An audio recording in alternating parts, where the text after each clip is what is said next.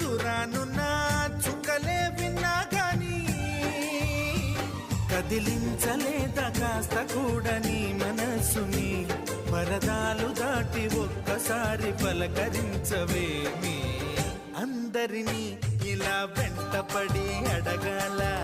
సరదాగా నువ్వే ఎదురైతే సరిపోదా నిద్రపోతున్న రాత్రి నడిగా గుడికి చేరిన గువ్వల నడిగా